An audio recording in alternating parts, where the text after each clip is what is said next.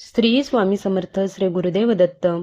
बघा, वसंत पंचमी ही जवळ आलेली आहे. अगदी परवाच वसंत पंचमी आहे आणि वसंत पंचमी ही माता सरस्वतीच्या स्मरणार्थ केली जाते. वसंत पंचमी हा दिवस माता सरस्वतीचा मानला जातो आणि माता सरस्वती ही आपल्या सगळ्यांना माहिती आहे की माता सरस्वती ही विद्येची देवता आहे आणि त्यामुळेच आपल्याला वसंत पंचमीला हे एक काम नक्की म्हणजे नक्की करायचं आहे.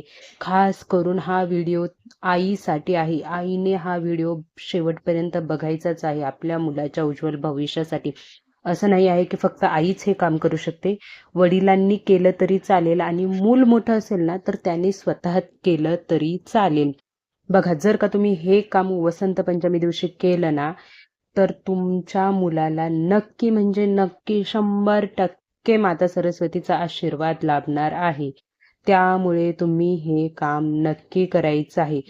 तर ते काम काय आहे, तुम्हाला त्याचसोबत वसंत पंचमीला काय काय करायचं आहे, नैवेद्य काय दाखवायचं आहे, ही सगळी माहिती मी तुम्हाला या व्हिडिओमध्ये सांगणार आहे. त्यामुळे व्हिडिओ शेवटपर्यंत नक्की बघा. तर तुम्हा सर्वांचं खूप खूप मनापासून स्वागत आहे आपले निष्ठा या यूट्यूब चॅनलमध्ये. बघा, प्रत्येक आईवडिलाचं एकच स्वप्न असतं, जे आपल्याला मिळालं नाही ना ते आपल्या मुलाला मिळालं पाहिजे आणि जे आपण करू शकलो नाही ना ते आपल्या मुलाने मुलीने करून दाखवावं. हे स्वप्न आई वडील रात्रंदिवस बघत असतात. आत्ताच्या जनरेशनला सगळं काही मिळतं, पण जेव्हा आपण स्कूल कॉलेजला होतो तेव्हा आपल्याला कशाला ॲडमिशन जरी घ्यायचं झालं ना तरी आपल्या पॅरेंट्सकडे पैसे नसायचे, तेवढी कॅपॅसिटी नसायची. पण आता भरपूर पॅरेंट्स त्यांच्या मुलांचे स्वप्न पूर्ण करू शकतात. त्यांना जिथे पाहिजे तिथे ॲडमिशन देऊ शकतात, पैसे भरू शकतात, पैसा खर्च करू शकतात खूप सारे पॅरेंट्स. पण महत्त्वाचं येतं ते मुलांचे मार्क्स खूप मॅटर करतात आणि त्या मार्क्स चांगले मिळावे, मुलांना अभ्यास त्यांचा चांगला व्हावा, त्यासाठीच वसंत पंचमीला आपल्याला माता सरस्वतीचा हा अत्यंत अत्यंत प्रभावशाली असा उपाय करायचा आहे. बघा, हा उपाय केला ना तर तुमच्या मुलाची प्रगती कोणीच रोखू शकणार नाही आणि जे काही स्वप्न तुम्ही मुलांसाठी पाहताय ना ते स्वप्न नक्कीच पूर्ण होतील. तर तुम्हाला वसंत पंचमीला सगळ्यात पहिलं तर काय करायचं आहे, आपल्याला वसंत पंचमी दिवशी सकाळी उठलं की तुमचं मूल असू द्या, तुम्ही असू द्या किंवा घरातलं कोणताही व्यक्ती असू द्या, अंघोळ करायची आहे, देवपूजा करायची आहे, माता सरस्वतीची पूजा करायची आहे व त्यानंतरच आपल्याला काहीतरी खायचं प्यायचं आहे.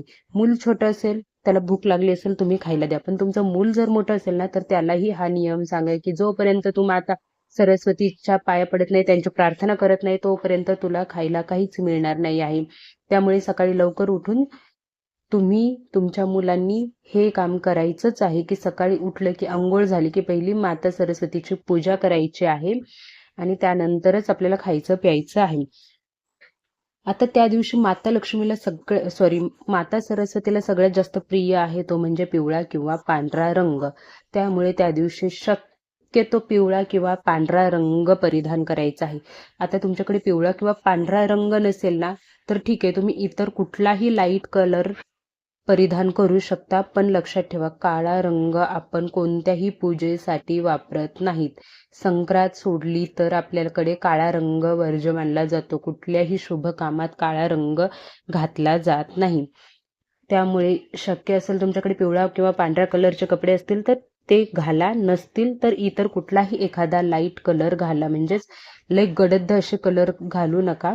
आणि आता पूजा कशी करायची बघा, सरस्वती मातेचा फोटो मूर्ती असेल तर त्याची पूजा करा, नसेल तर ते सरस्वती मातेचं यंत्र मिळतं बघा, त्या यंत्राची पूजा तुम्ही केली तरी चालेल.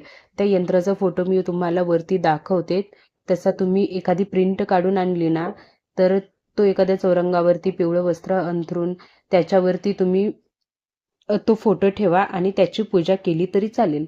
मूल मोठं असेल तर मुलालाच करायला सांगायचे आहे, छोटं असेल तर आईनी किंवा वडिलांनी केली तरी चालेल. पूजा करताना तुम्हाला काय म्हणायचं आहे तर ओम सरस्वते नमः हा मंत्र तुम्हाला म्हणायचा आहे आणि त्यानंतर तुम्हाला नैवेद्य म्हणून काय दाखवायचंय सरस्वती मातेला. तर मी तुम्हाला सांगितले की सरस्वती मातेला पिवळा रंग अतिशय प्रिय आहे. त्याच्यामुळे तुम्ही काय करायचंय, तुमच्याकडे बुंदीचे लाडू असू द्या किंवा पिवळी कुठलीही मिठाई असू द्या किंवा कुठलाही पिवळा गोडाचा पदार्थ तुम्ही नैवेद्य म्हणून माता सरस्वतीला दाखवू शकता. आणि त्यासोबतच आता मांसाहार करायचा नाही हे तर सांगायची काही गरजच नाही आहे, की आपल्याला माहिती आहे आपल्या इथे कुठलाही सण असेल तर त्याला मांसाहार केला जात नाही. तरी पण तुम्हाला सांगते की मांसाहार करू नका. आणि आत्ता आईंनी काय काम करायचं आहे किंवा वडिलांनी सगळ्यात महत्त्वाचा उपाय जो वसंत पंचमीला करायचाच आहे तो कोणता आहे, तर बघा, प्रत्येकाच्या घरात मध असतो. जर तुमच्याकडे नसेल मध तर नक्की घेऊन या, तुम्ही आजच मध घेऊन या. त्यानंतर तुम्हाला तुळशीची काडी घ्यायची आहे. तिला वाटलं तर तुम्ही धुवून वापरा, स्वच्छ अशी धुवून घ्या. आणि त्यानंतर तुळशीच्या काडीने आपल्या मुलाच्या जिभेवर आपल्याला ऐम ऐम हा एक बीज मंत्र आहे माता सरस्वतीचा, आणि तो जर तुमच्या मुलाच्या जिभेवर काढला ना तुम्ही वसंत पंचमीच्या दिवशी, तर बघा तुमच्या मुलाची प्रगती 100% होणार म्हणजे होणारच. पण त्यासोबत मुलाने अभ्यास करणं देखील महत्वाचं आहे.